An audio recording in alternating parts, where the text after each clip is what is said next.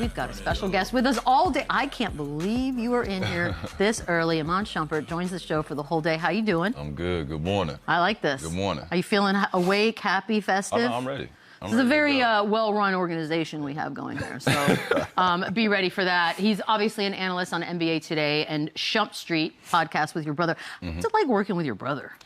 It's awesome. For me, it's like he's the guideline for me to say, you know, we gonna talk candid. Like, you not gonna get on here and say something and I'm not gonna check it. He's still my big brother, so for me it's a safe space because I'm like, at least the fans know I'm gonna be 100% honest. I like that. Because he's usually watching the games. He's on the phone with me. We texting back and forth, but we see the same thing. So if we get on the pod and I sit there and try and not like go in on somebody, he like, no, you said you didn't like it. So that's like, what we know somebody like that. Okay, I like that. That's going to work perfectly for today.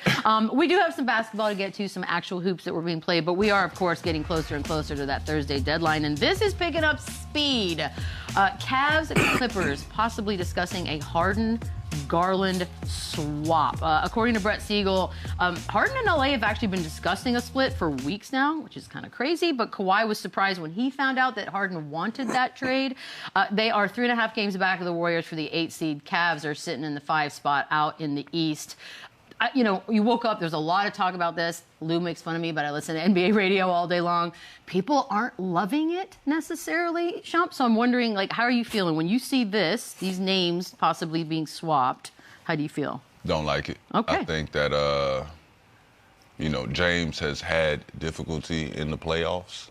You're trying to improve yourself in the playoffs, and now you're going to get a James Harden that is not what when we thought he was going to win, he wasn't able to do it, and now you want him to do it as he's years older, you know what I'm saying, and coming out of a frustrating situation. Well, they've been playing well now, but in the early start of this season, frustrating situation, losing Chris Paul, all these different shifts happening, it's like we're not going to throw him in Cleveland and then great things are going to happen. I think that the DG and Donovan Mitchell backcourt is a great backcourt. Sure. When you start talking about adding a Schroeder to the mix, I think Schroeder is a proven winner. Whether we think about it a lot or not, he won over the water. He's able to be on a different mix of teams. He knows how to be a professional. He knows what to do. We can have a Dennis Schroeder give you 12 to 15 and sometimes close games for you depending on Donovan Mitchell being hot or somebody else being hot. I just don't know if James Harden coming to the mix and being a ball-dominant basketball player helps you out a ton. This one's... First of all, we've now spoken of DG possibly being moved the last couple of seasons. I will say this, not in my wildest dreams did I think James Harden was going to be the other part of this conversation. So what are we doing here? Does this work for you? Nah, I agree with Sean. And, this isn't more so about, James for me. It's more so about Donovan Mitchell as far as, his growth, his development, him being that franchise cornerstone, putting him in the best situation to succeed and putting him in the best situation to be the best version of himself. And adding James to that mix at this stage of both of their careers, it just doesn't really add up and make sense in anything I just, said as far as those matching up. So I'm not a fan of the move, the potential move. And it doesn't really make sense long term, present day, anything. It just, the timelines don't match up. Nothing makes sense in this scenario. So I'm not a fan of it. I do like the additions of Dennis Schroeder and things like that. I agree with Sean. Who could be moved again? I feel like this is going to be weird if they start doing all this. Are they going to move him now? Well, James is next year will be the last year of his deal. Right.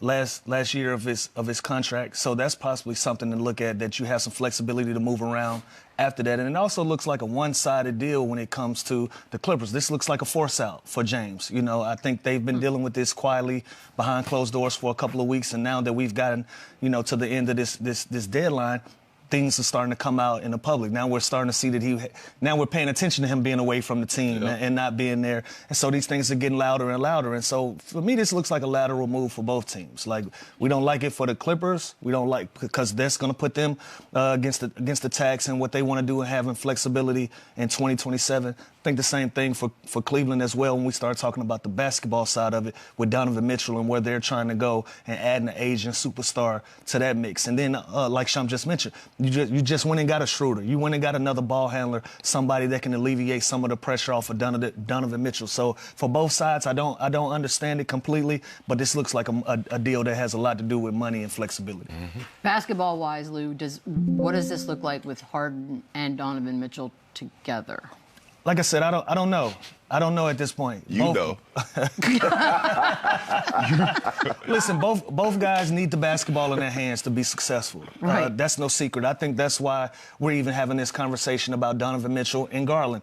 All three guys involved in this conversation have to have the basketball. They all three are ball-dominant guys. If one of them can play off the ball, it's going to be Garland. I like to see him off the ball. You like to see Donovan Mitchell off the ball as well. That's why you bring in a Schroeder. That's why you even bring in Alonzo Ball in the summer. Some guys that can alleviate some of that pressure and let him play some two and be off of the basketball. And so at this point, I don't know what it means. I know James has been next to Kawhi Leonard for a number of years now, and he's kind of been a facilitator. He's kind of taken a back seat to him and picking his spots when to be aggressive. But, you know, when you go to a new market, you want to prove that you're still you. And so I feel like if you add James Harden to a Cleveland Cavaliers, he's going to be the best version of James Harden that he can possibly be, and that might be disruptive to Donovan Mitchell. So I don't know what to make of all of this. It's very loud trade rumor as far as rumors go, and 48, 30, I don't know how many hours we're away from this thing. Donovan Mitchell's having the best scoring year of his career, and that's the other part of this, Boogie, because we spent so much time. I thought we'd all finally mentally gotten to a place where we're like, you know what, Donovan Mitchell and DG, we kind of like that. We like the way. Finally, we got to that point, and now we're going to rip that up, or we're going to bring just the collective talking head group. That's for Donovan Mitchell. If you're Donovan Mitchell, are you waking up to this thinking, I don't know if I like this or not? If I'm Donovan Mitchell, I am feeling that way. Like I said, on paper, it doesn't make sense. If you don't like the situation of Darius Garland and Donovan Mitchell, then bringing in James Harden is basically creating the same type of situation. It's two ball-dominant type of guards. And also, at the same time, they're not the best defensively together. So it's more so the same problem. So if I am Donovan Mitchell, I'm not necessarily happy about the potential move. As far as making moves, I do like the aggressiveness of the Cavaliers and trying to improve. They're not having the year that they would have liked to have or expected to have, but I don't think this is necessarily the right move for them moving forward. So let's talk Cleveland. If you're Harden, are you stoked about the idea of going to play in Cleveland, Sean?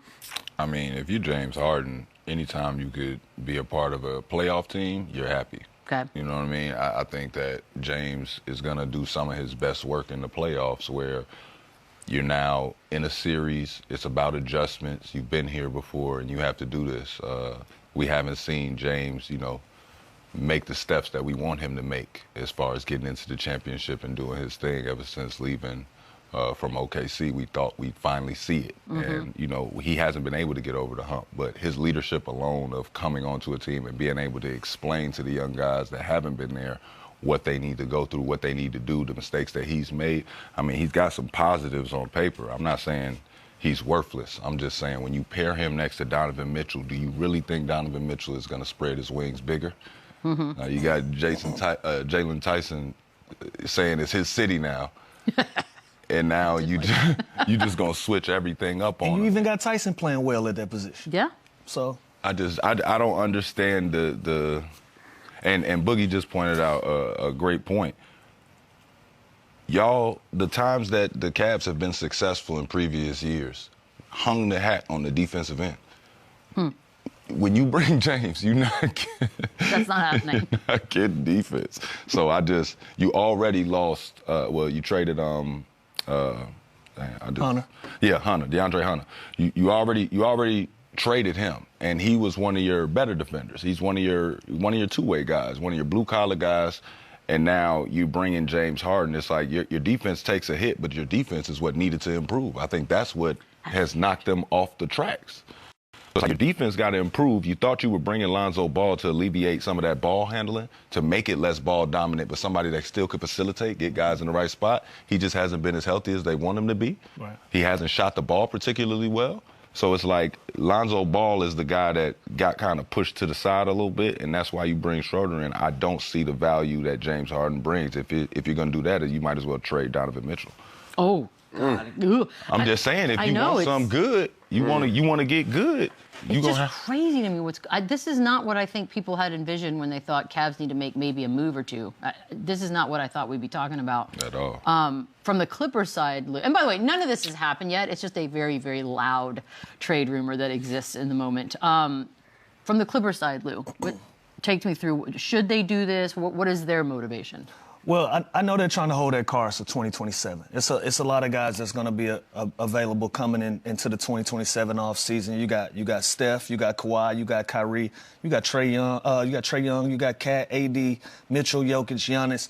The reality is, how many of those guys, if one, do you realistically have an opportunity to get or even retain a Kawhi Leonard? So if you have the opportunity to make this move, you get 10 years younger at that guard spot. Mm-hmm. You got a bona fide all-star coming in. You got some room to grow with him and Kawhi Leonard. They've bet the house on Kawhi, so they're going to continue to put pieces around him to try to make them better. Zubac has become a valuable asset on a team that's been playing well. But if you're going to do this, you should have just kept Norm Powell. If you were going to do all of this, you should have just kept Norm Powell, who's also an all-star in another uniform now. SGA, years and years ago. He's not only an all-star, he's probably the best player in the NBA by a lot of people's opinion that you already had in uniform. And so now you're back again with another young guard that you have an opportunity to start fresh with. I can see this as a positive for the Clippers, but again, I don't think this is a one-and-done move. I know this is something they're trying to do for the future, but strictly basketball-wise, adding Darius Garland to a lot of basketball teams make you better, and I think so for the Clippers too. Yeah, that side. By the way, from a player's perspective, real quick, I know they said that Kawhi was surprised to find out that James Harden wanted to trade. Okay, that's what I thought. I just want to make sure, because if I want to leave somewhere, y'all are all going to know about it. That's why I feel like I didn't know if that was real or not real. Straight up. It's always a surprise for them when the news drops. every once in a while, it can be a surprise. And knowing Kay and being a Clipper and being a teammate of his, he might genuinely been surprised. He just wasn't listening. He might genuinely been surprised about all of this, because he doesn't involve himself in a lot of things business-wise that doesn't pertain to him. What a nice bubble that must be. Good for him. We did have a game, and the Clippers did play.